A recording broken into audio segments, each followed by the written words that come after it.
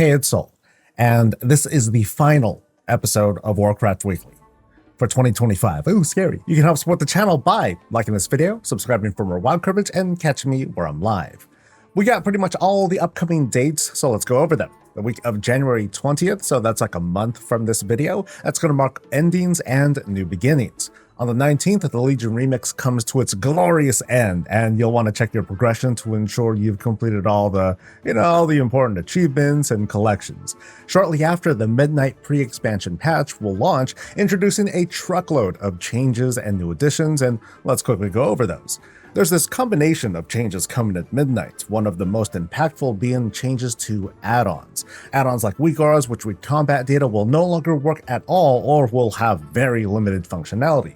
But from the ashes, new add-ons are trying to position themselves to be the next big thing. I've talked about this at a high level, but I've been mostly avoiding the whole roller coaster of changes happening. New UI additions are being added to replace some of the affected add-on functionality, while we switch to a kind of add-on 2.0 philosophy for add-on creators to update or create new add-ons that make nice with all these updates. A lot of these add-on changes will happen with the pre-patch, and another round is expected to happen in a 12.0.1 patch happening before launch. Now, that's always been the plan, not to pretend that Blizzard can replace everything, but to also set the stage for a new generation of add-ons to fit this updated approach to combat that doesn't make add-ons feel required to participate. As we get close to the pre-patch and the launch though, you can expect me to cover a whole dump of new add-ons to suggest, and others that survive the shift into midnight. For now though, I'm in a kind of mourning period. The nature of the nameplate scrolling combat text add-on, it's totally incompatible with the changes, so, well, thank you for your service over the years. Tons of class and spec changes are happening with the goal of reducing button bloat while preserving high skill. Folks have had mixed reactions so far, and it's not really going to be until we hit Season 1 of the expansion when we can get like a good sample of how these changes translate across skill levels and content designed all around these combat changes. It is going to feel weird at the start, to the point where in a recent announcement, Blizzard said that they would give a 6 to 10% throughput increase to the current tier sets to offset what seems like what are going to be nerfs with all the changes. It's kind of an alert to at least complete your tier set bonuses on alts by the time midnight launches. Less impactful but still very much a thing, there's a stat and item level squish coming. Expect item levels to be cut to about like a fifth of what they are now, with probably plenty of issues to deal with concerning the past 11 WoW expansions. I'm going to keep an eye out for how soloable Dragonflight content is going to be after the patch because, well, when the War Within came out, Blizzard was pretty on top of making sure Shadowlands raids were very solo friendly. The new Devour spec for Demon Hunters will be available straight away, and there's going to be a questline to unlock Demon Hunters for the Void Elves. The big update to Transmog is also happening in the pre-patch. There's going to be a new menu and outfits we can set up so we can always switch back to these without additional cost. Situations will also let us set up conditions where we change our outfits in cool and dynamic ways. It's easily one of my favorite features coming in the patch. PvP training grounds are coming. It's basically comp stomp for not just Arathi Basin, but also Silver Shard Mines and Battle for Gilneas.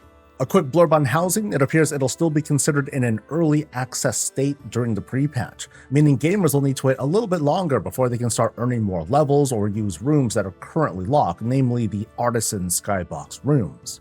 Concerning leveling, if you really want to, you can farm up extra experience ahead of time so you can get a leg up on increasing your budgets right away once these levels are unlocked. The highlight, in my opinion, the ability to adjust lighting at your home, and this is unlocked at level 6.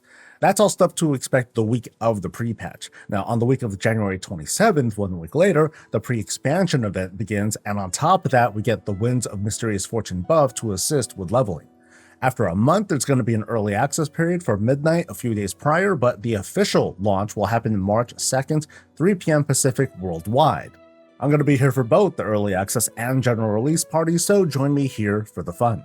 Season 1 of Midnight begins about 2 weeks later, the week of March 17th. There are 3 raids of different sizes, so I'm going to throw the whole schedule on screen. It's a lot to look at. The first week includes the Voidspire and Dream Rift raids in everything but Mythic difficulty.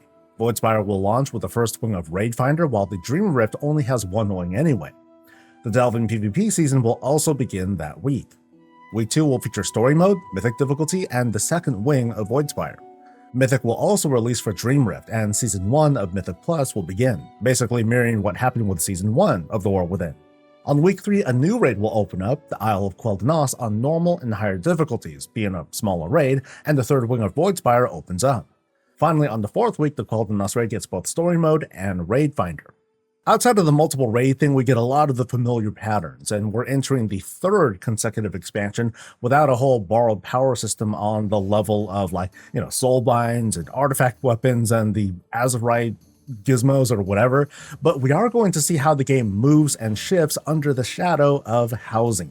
Sort of like Delves, we're going to see this other emergent audience find their voice as we see decor trickle out through patches and endeavors and promotions and so much more. We'll observe discourse over how rewards are trickling out and the in-game shop and how races are prioritized. It's gonna be fun. Speaking of housing, I want to touch on a recent development from the Midnight Beta. Blood Elf and Night Elf housing made their debut. I have a video with some early reactions and impressions of the different options available, notably how Blood Elves have some very extravagant options. Unsurprisingly, with 2 races of opposing factions having their housing revealed at the same time, there's a bit of that, faction jabbing going around, with more than a bit of grumbling over how Night Elf housing feels a little bit less at the moment, with fewer options and a vibe that fits the more modern style instead of, also optionally having the original Kaldorei Empire with its own blends of extravagance. We'll see if more is added in the coming month or months, because it's not certain whether this new housing will release with the pre-patch or a little bit later with Midnight's release. If it means a possibility of even more options and polish, especially for the Night Elves, I think I can wait a month, but it'll be pretty cool making a floating spire final boss palace kind of thing. The updates also reignited outcry in favor of having, whatever exteriors we want in whatever neighborhood we want. I've heard more than a few folks who want the idea of blue-trimmed high elf housing in the Alliance neighborhood, to which I say, yeah, good point. But also, haha, too bad you shouldn't have left in the first place. On a slightly more serious note, my curiosity is getting way ahead of me because, I am wondering, and I just mentioned this earlier, what races will be given the next big treatment? We got orcs, we got humans, that's kind of a gimme being a franchise staple. Next came the elves as testament to arguably the most used races in the game. But who's coming next? Okay, what's your tier list? Just as importantly though, when are they coming? Because hopefully it won't be like an expansion level wait. Also on beta, we got new achievements from harvesting lumber. Now, as you may know, farming up lumber, it's not a bona fide profession. There's no skill points, there's no specializations, and so on and so forth. It's easy for me to say, hey, I want it to be a full-on profession, but I also speculate that no matter what crazy fangled system we think of, in practice, it's just gonna suck at first because you're trying to catch up to the previous 11 expansions, and then we can just cruise. We're amassing these ungodly amounts of lumber. And when the new lumber stuff comes along, it's just going to feel like a quick chore to knock out, a box to check. Anyway, it's not what I wanted to get into, but what we are seeing in beta are requirements to farm up a certain amount of lumber, and then, ta-da, we unlock mounted lumber gathering across the warband. It's kind of funny, we were discussing this in chat the other day, and I figured that achievements, being an old and easy to understand system, that they're the best way to kind of sort of make lumber gathering perks for the warband and then tie that into an existing feature as opposed to, dressing up a whole ass new warband profession system with its own set of rules. I mean, it would be cool, but how much of that energy could be put into, something shiny and new? And that's most of the show. And as we look back on 2025, Blizzard presented a fun little yearbook to celebrate their accomplishments through 2025. Part of it included goofy stats like how many characters died in hardcore WoW and covering this throughout many of their big titles. I'll leave a link to that in the video description. It's kind of wild, we went through almost all of the World Within during this year. We started it in the middle of Siren Isle progression, and then we dove deeper underground, we traveled to space, and then carved a little slice of Warcraft to call our own.